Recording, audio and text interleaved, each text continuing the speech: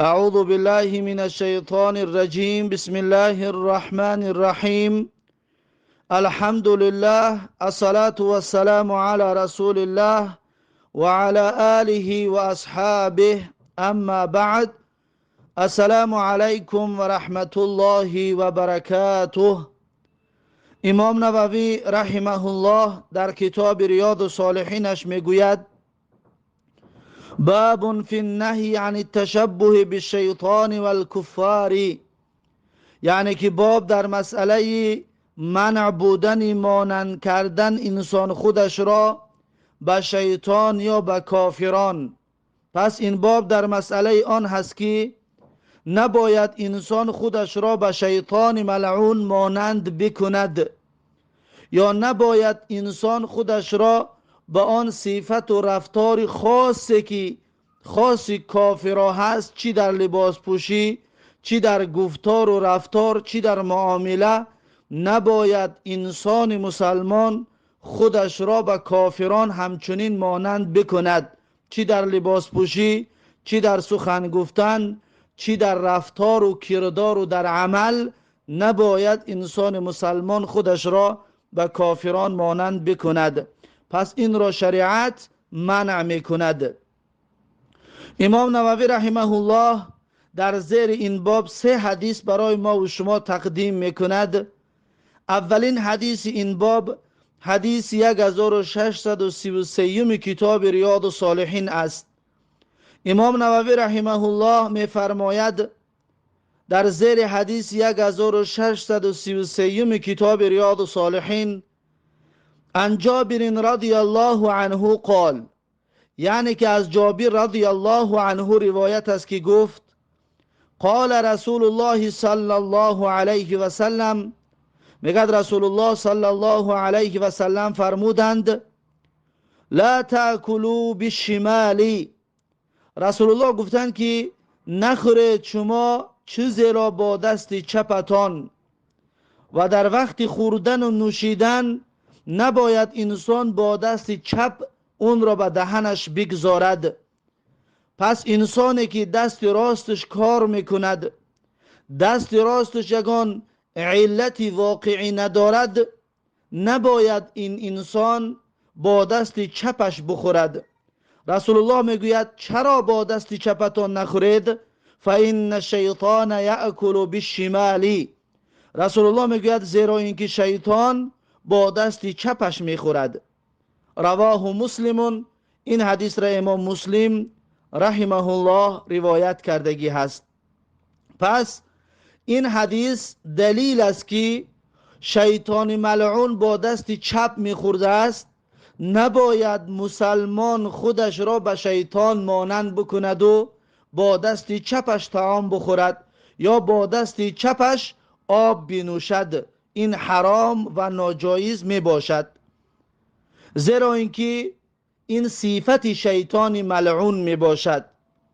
پس شیطان مخلوق است که ما آن را با چشم ما ندیده ایم، اما یگان صفت و رفتارش را برای ما وقتی که قرآن و حدیث میگوید، ما پس باید از آن همون کردار و رفتار شیطان، از آن همون صفت شیطان دوری بجوییم. اما کافران را ما و شما با چشمانمان میبینیم، صفتهای معین کافران را که میبینیم، پس ما باید از آن صفتهای خاص کافرها دوری بجوییم. اما شیطان ملعون که ندیده ایم، پس چیزی که درباره‌اش قرآن و سنت گفتگی هست، پس از آن همون صفتهای خاص شیطان باید دوری بجوییم. پس این بود حدیث 1633 کتاب ریاض الصالحین، رواه مسلم. این حدیث را امام مسلم رحمه الله روایت کردگی هست.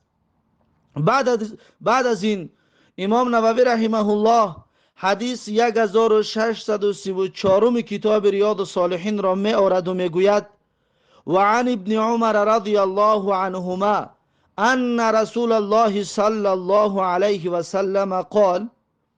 امام نووی رحمه الله در زیر حدیث 1634 کتاب ریاض الصالحینش می گوید: از ابن عمر رضی الله عنهما روایت است که رسول الله صلی الله علیه و سلم فرمودند، بگد رسول الله صلی الله علیه و سلم گفتند که لا یأکلن احدکم بشماله. رسول الله صلی الله علیه و سلم گفتند نباید بخورد کسی از شما با دست چپش. خوردن با دست چپ را رسول الله صلی الله علیه و سلم در این حدیث با توکید نهی میکند.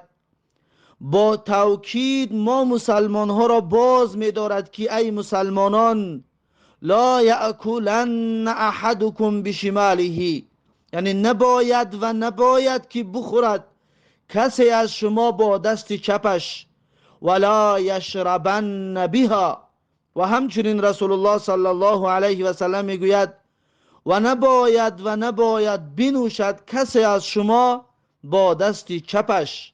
یعنی آب را وقتی که می نوشید، چای را وقتی که می نوشید، یا چیزهای آبی را وقتی که می نوشید، پس نباید که شما این را با دست چپتان قپیده در دهنتان بگذارید. فإن الشیطان یأکل بشماله و یشرب بها. رسول الله صلی الله علیه و سلم می فرمایند که هر آینه شیطان با دست چپش می خورد و با دست چپش می نوشد، پس این صفت شیطان ملعون می باشد. رسول الله صلی الله علیه و سلم ما و شما را منع می کند که با دست چپ طعام بخوریم یا آب بنوشیم. چرا؟ زیرا اینکه دست چپ برای جایهای جزیری هست. یعنی وقتی که در حاجت خانه می روی قضای حاجت می کنی، بعد از اون پاک کردنی می شوی، با دست چپ پاک می کنی، با دست چپ می شویی. پس دست چپ برای جایهای جزیر است، اما دست راست برای جایهای پاک و تازه و جایهایی که عزت و شرف دارد برای اون می باشد. رواه مسلمون، این حدیث را امام مسلم رحمه الله روایت کردگی است. این بود حدیث 1634 کتاب ریاض الصالحین. پس در این دو حدیث ببینید که رسول الله صلی الله علیه و سلم ما و شما را منع میکند از این که ما و شما پیروی شیطان بکنیم یا خودمون رو به شیطان مانند بکنیم. حتی در خوردن که شیطان با دست چپ میخورد، با دست چپ مینوشد، نباید ما خودمون رو بر این صفت مانند بکنیم و باید از این دور باشیم. بعد از این امام نووی رحمه الله حدیث 1635 کتاب ریاض الصالحین را می آورد و می گوید و عن ابی هریره رضی الله عنه ان رسول الله صلی الله علیه و سلم قال. امام نووی رحمه الله در زیر حدیث 1635 کتاب ریاض الصالحینش می گوید از ابو هریره رضی الله عنه روایت است که رسول الله صلی الله علیه و سلم فرمودند ان الیهود و النصارى لا یصبغون فخالفوهم. نگه رسول الله صلی الله علیه و سلم فرمودند هر آینه یهود و نصرانی ها لا یصبغون، یعنی یهودی ها و نصرانی ها لا یصبغون، یعنی مویهای خودشان را رنگ نمی کنند. یهود و نصارا مویهای خودشان را رنگ نمی کنند. فخالفوهم، پس رسول الله صلی الله علیه و سلم میگوید شما برخلاف آنها رنگ بکنید، یعنی شما برخلاف آنها عمل بکنید.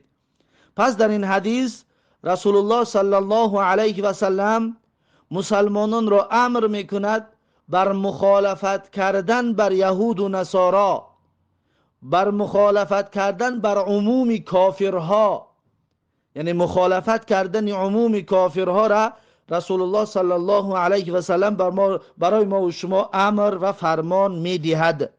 یعنی کاری را که یهود و نصارا میکند ما باید از اون کار دست بکشیم، از اون کار دور باشیم و خودمون را به مثل کافران نگردانیم. این حدیث متفق علیه می باشد.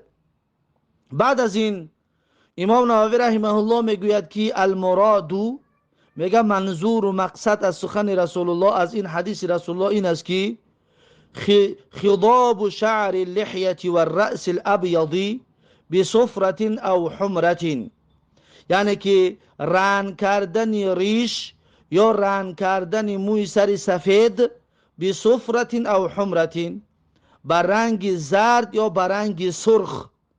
رنگ زرد یا رنگ سرخ قطعی رنگ کردن. و اما السواد فمنهی عنه، اما رنگ سیاه کردن شریعت معنیش میکند. یعنی یک انسان ریشش سفید شده است یا موی سرش سفید شده است، پس میتواند که ریش یا موی سرش را زرد بکند یا سرخ بکند. و اما السواد فمنهی عنه، اما رنگ سیاه کردن شریعت ما و شما را منع میکند. نباید موی سر سیاه بکنیم، رنگ سیاه کردن شریعت منع میکند. کما سنذکره فی الباب بعده ان شاء الله، چی طوری که میگه ذکر میکنیم در باب بعدینه درباره موی سر را سیاه کردن. موی سر را سیاه کردن میگوید در باب بعدینه حدیثش را، دلیلش را برای شما میگه خواهیم آورد که شریعت ما و شما را منع میکند که موی سر سیاه کرده شود. پس این بود باب نهی درباره مانند کردن خود به شیطان و به کافران. نباید انسان خودش را به شیطان یا به کافران مانند بکند. الله سبحانه و تعالی در سوره بقره آیت 257 می فرماید الله ولی الذین آمنوا، یعنی الله سبحانه و تعالی دوستی کسانی هست که اونها ایمان آوردگی هستند. الله سبحانه و تعالی دوستی اهل ایمان هست. یخرجهم من الظلمات الى النور، الله سبحانه و تعالی دوستای خودش را بیرون میکند از تاریکی ها به طرف نور و روشنی. الله سبحانه و تعالی دوستای خود را از تاریکی کفر و ضلالات و گمراهی دور میگرداند به طرف ایمان و به طرف جنت و به طرف نور. والذین کفروا، اما کسانی که کافر شدند اولیاؤهم الطاغوت، الله سبحانه و تعالی میگه دوستای اونها طاغوت میباشد، یعنی شیطان ملعون میباشد. یخرجونهم من النور الى الظلمات، بیرون میکند کافران را شیطان از نور به ظلمات، از جای روشنی و از خوشبختی به ناکامی و بدبختی به تاریکی دعوت میکند شیطان دوستان خود را. پس از این حساب است که الله جل جلاله و رسول الله صلی الله علیه و سلم ما و شما را فرمان میدهد که مخالفت شیطان و مخالفت کافرا بکنیم. یعنی آن صفت را که شیطان دارد نباید ما خود را به مانند شیطان بگردانیم، یا آن صفت را که خاص کافرا هست نباید ما خود را مانند کافرا بگردانیم. همچنین الله در سوره نور آیت 21 میگوید یا ایها الذین آمنوا، الله میگوید ای اهل ایمان، لا تتبعوا خطوات الشیطان، یعنی شما پیروی نکنید راه های شیطان را، از دنبال شیطان نباشید. آن صفتی که شیطان دارد شما اون صفت را با خود نداشته باشید. آن طرفی که شیطان شما را دعوت میکند شما نباید که با دعوت اون را قبول بکنید و با اون راه بروید.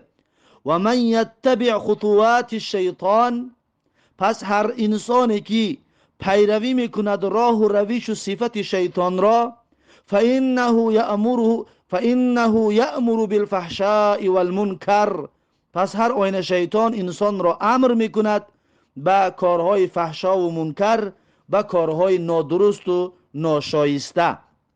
پس از این آیت هم دلیل است که نباید که ما صفتهای شیطان را در خودمان راه بدهیم، زیرا اینکه وقتی صفت شیطان را انجام دادی، شیطان بالای تو مسلط می شود، شیطان بالای تو حکم فرما می شود که تو را به فحشا و به منکر امر می کند و تو را به فحشا و منکر راهنمایی می کند. الله در سوره فاطر هم آیت 8 می گوید افمن زین له سوء عمله فرآه حسنا، آیا کسی که کردار زشتش در نظرش آراسته شد و در نظرش نیک شد مانند مؤمنان نیکوکار، آیا فرآه حسنا، پس دید که فکر کرد که این عملش بسیار عمل خوب است، فإن الله یضل من یشاء و یهدی من یشاء، الله سبحانه و تعالی هست که هر کی را بخواهد هدایت میکند، هر کی را بخواهد گمراه میکند. پس این الله سبحانه و تعالی است هدایت کننده، الله سبحانه و تعالی است که گمراه میکند کسی را بخواهد و هدایت میکند کسی را بخواهد. پس باید بنده سعی و کوشش و تلاش بکند تا اینکه خودش را از چنگال شیطان ملعون، از صفتهای شیطان ملعون نجات بدهد.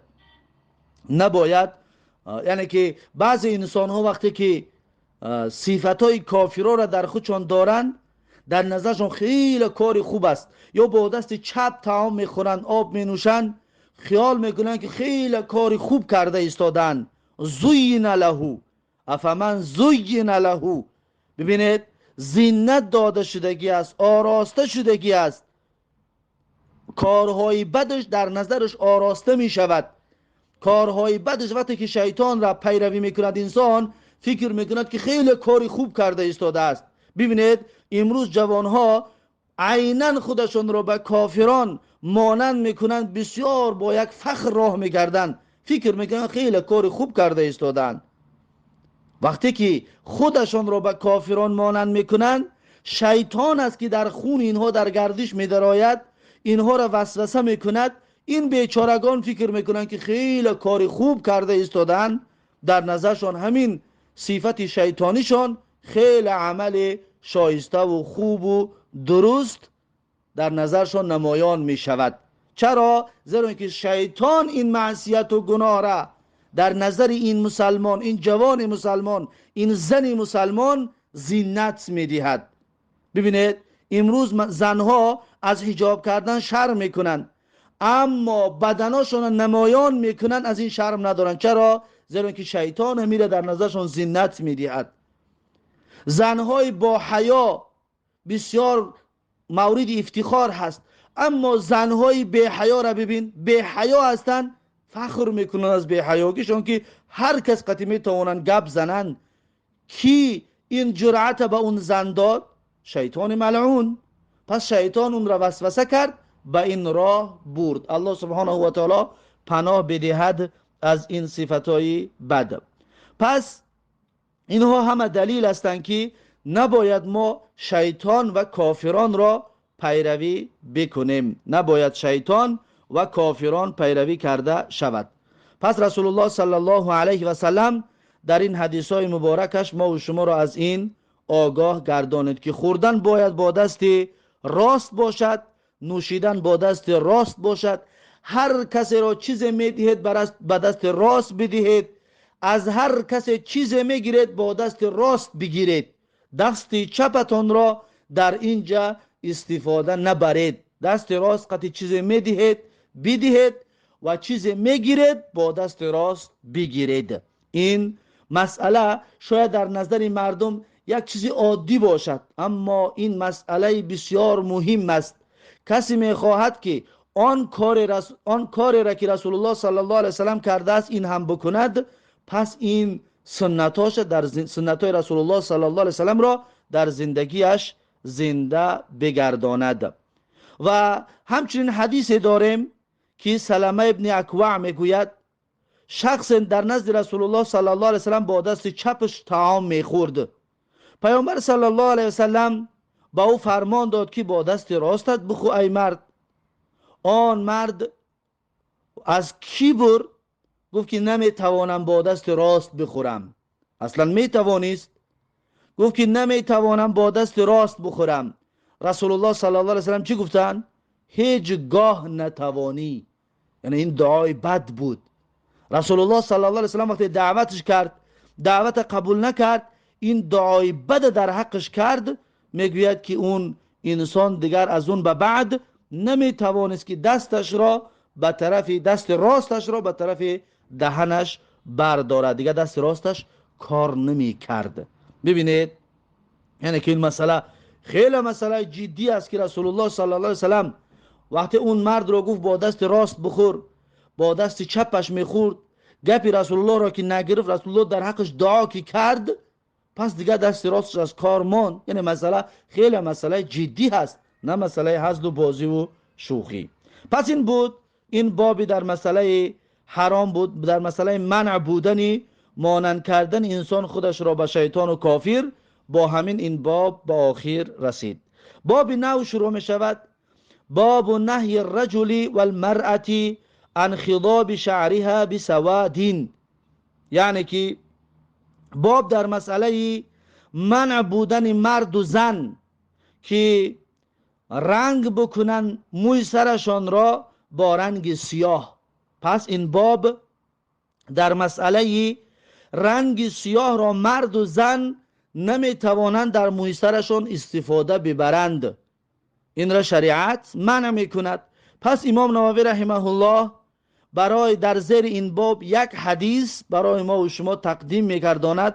میگوید این یک حدیث، حدیث 1636 کتاب ریاض الصالحین است. میگوید عن جابر رضی الله عنه قال، یعنی که امام نووی رحمه الله در زیر حدیث 1636 کتاب ریاض الصالحینش میگوید از جابر رضی الله عنه روایت است که گفت اوتی بأبی قحافة والد ابی بکر الصدیق رضی الله عنهما یوم فتح مکة و رأسه و لحیته كالثغامة بیاضا. میگوید که اوتی بی ابی قحافه، آورده شد، میگه ابی قحافه پدری ابو بکر صدیق رضی الله عنهما، یوم فتح مکه، روزی که مکه را فتح کردن، ابو قحافه را میگه نزد رسول الله صلی الله علیه وسلم آوردن. و رأسه و لحیته، میگه در حالی که موی سری ابو قحافه و ریش ابو قحافه کالثغامة بیاضا، به مثل سغامه سفید بود. میگه ثغامه گیاهی است که گل و میوه هایش هر دویش میگه سفید است. این را میگن ثغامه.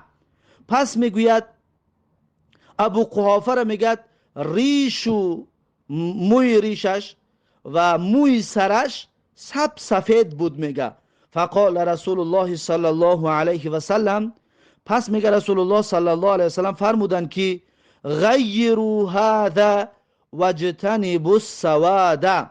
میگه رسول الله صلی الله علیه و سلم گفتن تغییر بدهید این را.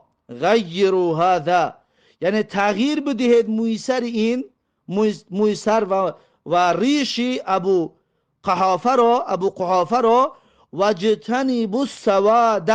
اما رسول الله صلی الله علیه و سلم میگه گفتن که پرهیز بکنید از رنگ سیاه، یعنی سیاهش نکنید، غیر سیاه دیگر رنگ ها رو بکنید. یعنی موی سرش را سفید که بود و ریشش سفید بود، گفت برید موی سر و ریشش را رنگ کنید، اما غیر سیاهش نکنید، دیگر رنگش بکنید. پس این حدیث دلیل است که سیاه کردن برای مرد و زن جایز نیست، اما غیر سیاه دیگر رنگ ها را انجام دادن جایز و درست می باشد. رواه مسلم، این حدیث را امام مسلم رحمه الله روایت کردگی هست. و علتی سیاه کردن جایز نیست، علما میگویند به خاطر آنه که موی سر سیاه علامت و نشانه جوانی شخص است. یاش بودن شخص است. وقتی انسان سالش می رود که و موی سرش سفید می شود، نباید خودش را به جوانها مانند بکند که تغییر در آن چیزی که الله برایش داده است اون را انجام بدهد، که موی سر سیاهش را سفید کرده بود اون را باز سیاه بکند. این میگن از این حساب منع شدگی است. اما غیر سیاه دیگر رنگ ها را میتواند انسان استفاده ببرد، جایز است، درست است. چی موی سرش را رنگ میکند غیر سیاه دیگر رنگ ها، چی ریشش را رنگ میکند غیر سیاه دیگر رنگ ها جایز و درست می باشد. پس این بود باب منع بودن مرد و زن از رنگ کردن موی سرشان با رنگ سیاه. با همین این باب هم به آخر رسید. بعد از این باب نو شروع می شود. باب نو در مسئله باب النهی عن القزع، باب نو در مسئله منع بودن از قزع هست. قزع چی است؟ قزع یعنی که بعض موی سر را تراشیدن و بعض دیگرش را به حال خودش گذاشتن، این رو میگوین قزع. این حرام است. قزع پس معناش این است که موی سرش را یک طرفش را میتراشد، یک طرف دیگرش را میماند، یعنی که فرق ندارد راستش است یا چپش است یا بالاش است، خلاص یک جوش میتراشد، یا پشت سرش است، یا بگیم اطراف سرش را همش را میتراشد اما بالای سرش را میماند، یا بالای سرش را میتراشد اطراف سرش را میماند. خلاص همه همینا در قزع میدرآیند. قزع پس همین است. یعنی که این باب نو در مسئله منع بودن از قزع هست. پس قزع چی است؟ و هو حلق بعض الرأس دون بعض. قزع این تراشیدن بعض سر و نتراشیدن بعض دیگرش است. یعنی که انسان یک طرف سرش را بتراشد و یک طرف دیگرش را بماند، این را میگویند قزع. و اباحت حلقه کله للرجل دون المرأة، یعنی مباح است که تراشیده شود همه موی سر برای مرد نه برای زن. یعنی زن نمیتواند موی سرش را بتراشد اما مرد میتواند، مباح است، یعنی براش جایز است که همه موی سرش را بتراشد. پس این باب نو هست. امام نووی رحمه الله در زیر این باب برای ما و شما 4 حدیث تقدیم میکند. اولین حدیث این باب حدیث 1637 کتاب ریاض الصالحین است. امام نووی رحمه الله میگوید عن ابن عمر رضی الله عنهما قال، یعنی که امام نووی رحمه الله در زیر حدیث 1637 کتاب ریاض الصالحینش میگوید از ابن عمر رضی الله عنهما روایت است که گفت نهى رسول الله صلی الله علیه و سلم عن القزع. ابن عمر میگوید منع کرد رسول الله صلی الله علیه و سلم از قزع، یعنی بعض موی سر را تراشیدن و بعض دیگرش را ماندن. میگه رسول الله صلی الله علیه و سلم از این طور تراشیدن سر منع کرد. این حدیث متفق علیه است. پس بسیار جوانهایی را که میبینیم برای سر گرد به گرد پست میزند و بالای سرشان را میمانند، انا همین را میگویند قزع. وقتی که پست میزند و بالای سرش را میماند انا همین میشود قزع. پس انا همین حرام است. ای جوانان محترم از این فعل حرام دور باشید و ای برادران فرزندانتان را دقت بدهید که موی سرهایشان را چطور آرا و تارا میدهد. اگر که در قزع که بدرآید پس فرزندانتان را از آن منع بکنید. این حدیث متفق علیه می باشد. این بود اولین حدیث این باب، حدیث 1637 کتاب ریاض الصالحین.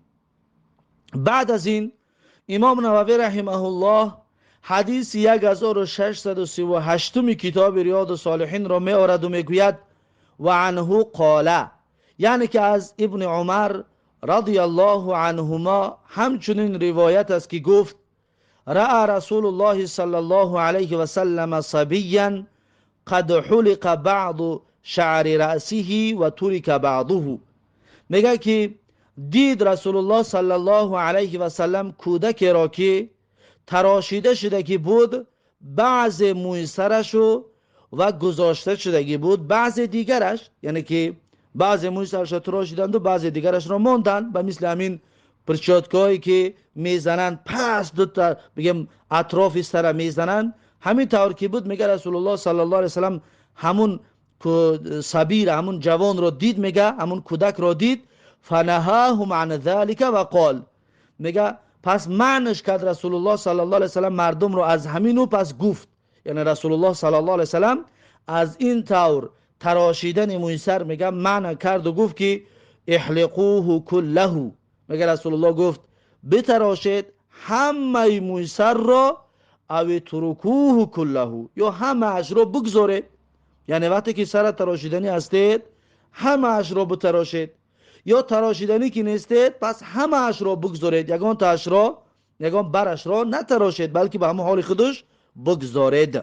رواه ابو داوود به اسناد صحیح، این حدیث را ابو داوود با سند صحیح روایت کرده است، علی شرط البخاری و مسلم، یعنی موافق به شرط بخاری و مسلم می باشد سند این حدیث، یعنی که این حدیث سندش بسیار با قوت می باشد و قابل قبول هست.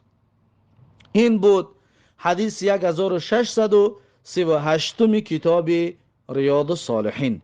بعد از این امام نووی رحمه الله حدیث 1639 کتاب ریاض الصالحین را می آورد و می گوید و عن عبدالله بن جعفر رضی الله عنهما ان النبی صلی الله علیه و سلم امهل آل جعفر رضی الله عنه ثلاثا ثم اتاهم فقال، یعنی که امام نووی رحمه الله در زیر حدیث 1639 کتاب ریاض الصالحینش میگوید از عبدالله ابن جعفر، الله از هر دویشان راضی باد، هر آینه میگه رسول الله صلی الله علیه و سلم مهلت داده بود به آل جعفر رضی الله عنه ثلاثا، یعنی 3 شبانه روز. وقتی که جعفر از دنیا کی گذشته بود، میگه رسول الله صلی الله علیه و سلم خاندان جعفر رضی الله عنهم را 3 روز میگه مهلت داد برای غمشان را برآوردن، برای اون غمداری را برآوردن. 3 روز میگه برایشان مهلت داد، یعنی که گریه میکنن، یگان گریه و آب دیده قطعی غمشان ببرارد، رسول الله صلی الله علیه وسلم میگه 3 روز مهلتشان داده بود. ثم اتاهم، بعد 3 روز میگه رسول الله صلی الله علیه و سلم نزد فرزندان جعفر آمد، فقال، پس میگه رسول الله صلی الله علیه و سلم گفت که لا تبکو علی اخی بعد الیومی، میگه رسول الله صلی الله علیه و سلم بعد 3 روز آمد و گفت گریه نکنید برای برادرم بعد از امروز دیگر، یعنی 3 روز خلاص مسئله تمام شد، عزاداری خلاص شد. بعد از 3 روز گفت دیگر برای برادرم جعفر گریه نکنید. گریه کردن رسول الله صلی الله علیه وسلم برای خاندانش منع کرد. ثم قال، بعد میگه رسول الله صلی الله علیه و سلم فرمودن که ادعو لی بنی اخی، میگه رسول الله صلی الله علیه و سلم گفتن که نزدم بیارید پسران برادرم را، پسران جعفر را نزدم بیارید. فجیع بینا، عبدالله پسر جعفر که هست، پس میگه فجیع بینا، پس آوردن میگه ما را میگه نزد رسول الله صلی الله علیه وسلم آوردن. که اننا افرخون، به مثل اینکه ما میگه چوجه های پرندگان بودیم، یعنی که موی های ژولیده داشتیم، موی های جنج و موی های نامرتب داشتیم. فقال، پس میگه رسول الله صلی الله علیه و سلم گفتن که ادعو لی الحلاق فامره فحلق رؤوسنا، پس میگه رسول الله صلی الله علیه و سلم گفتن که ادعو لی الحلاق، یعنی گفت فریاد کنید نزد من حلاق را، سرتراش را. پس میگه نزد رسول الله صلی الله علیه و سلم سرتراش را آوردن. فامره، پس میگه رسول الله صلی الله علیه و سلم امر کردن اون سرتراش را، فحلق رؤوسنا، پس میگه تراشید سرتراش موی سر ما را. عبدالله پسر جعفر میگوید پس میگه موی سر ما را اون سرتراش میگه تراشید. پس ببینید این حدیث دلیل صریح است. بعضی جوانها فکر میکنند یا بعضی مردم فکر میکنند موی سر دراز کردن این سنت رسول الله است. نه، این سنت رسول الله نیست. موی سر دراز کردن سنت نیست. موی سر دراز کردن بعضی رو میبینید که با تا کتفا، بعضی مردها تا کتفا موی سرشون دراز میکنن، این از جمله سنت ها نیست. چرا؟ زیرا که اگر از جمله سنت ها میشد رسول الله صلی الله علیه و سلم پیسران جعفر را فریاد کرده موی سرشون نمیتراشید، بلکه میگذاشت که اون سنت باقی بماند. پس این حدیث دلیل است که موی سر دراز کردن این از سنت نیست، این از عادات است. بعض ملت و بعض قوم و گروهی که موی سر دراز میکنن، پس اونها میکنن همچون عادتشان. اما گروه و قوم و ملتی که مردهایشان عادت موی سر دراز کردن ندارد، اونها دراز نمیکنن. پس بعض جوانها فریفته بعضی از گمراهان شده این چیز را سنت میپندارند و موی سرهاشون دراز میکنن. این از جمله سنت نمی باشد. پس این دلیل است برای اینه که موی سر را دراز کردن برای مردها سنت نیست. رواه ابو داود به اسناد صحیح، این حدیث را ابو داود با سند صحیح روایت کردگی است، علی شرط البخاری و مسلم، یعنی موافق با شرط های بخاری و مسلم می باشد سند این حدیث. یعنی این حدیث سندش بسیار قوی می باشد.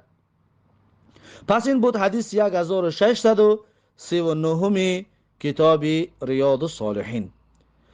بعد از این امام نووی رحمه الله آخرین حدیث این باب، حدیث 1640 کتاب ریاض الصالحین را می آورد و می گوید و عن علی رضی الله عنه قال، یعنی که امام نووی رحمه الله در زیر حدیث 1640 کتاب ریاض الصالحینش می گوید از علی رضی الله عنه روایت است که گفت نهى رسول الله صلی الله علیه و سلم، میگم منع کردگی از رسول الله صلی الله علیه و سلم ان تحلق المرأة رأسها، از تراشیدن زن موی سرش را.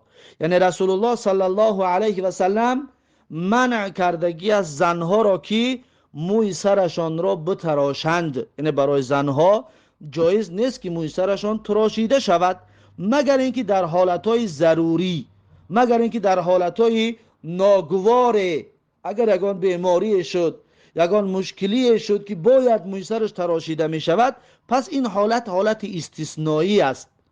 اما در عموم زن موی سرش را تراشیدن جایز و درست نمی باشد. حتی دخترچه خردسال را جایز نیست که موی سرش را بتراشند مگر به ضرورت. اگر ضرورت پیش آید پس جایز است تراشیدنش.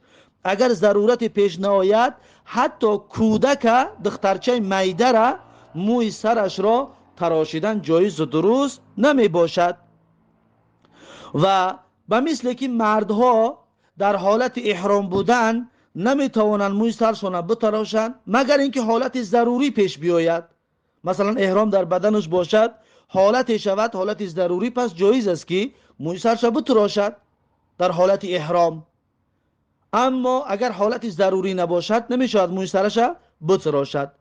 و رسول الله صلی الله علیه و سلم میگه باری در احرام بود و قصد حجامت کرد، خواست که حجامه بکند، پس میگه رسول الله صلی الله علیه و سلم موی سرش را تراشید.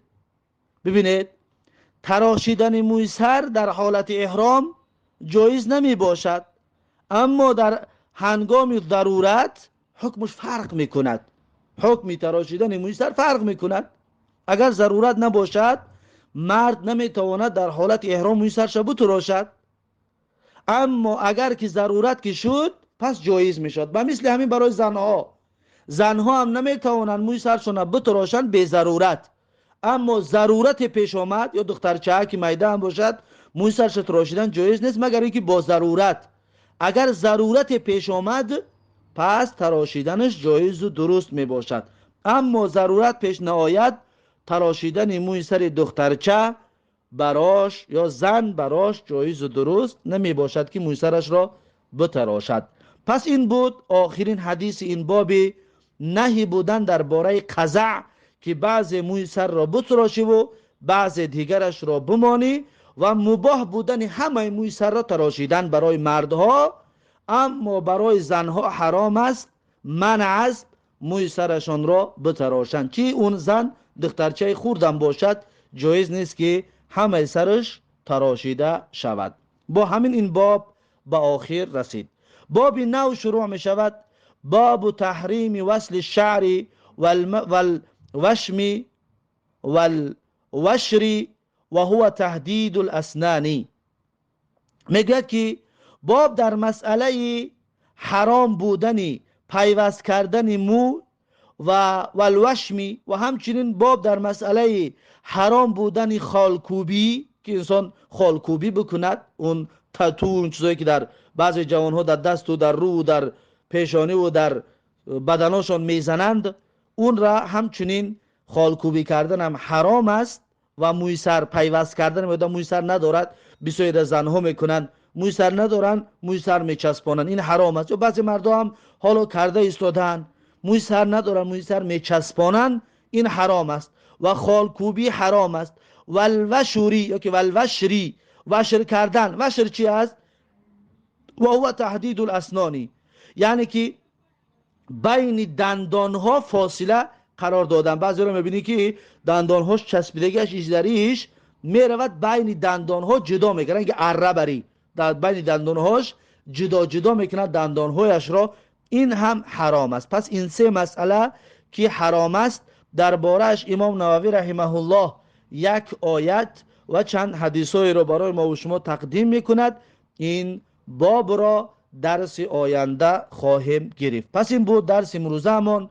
با همین درس امروزه را به پایان میرسانم تا درس آینده. الله حافظ و مددگار. بارک الله فیکم و جزاکم الله خیرا و السلام علیکم و رحمت الله و برکاته.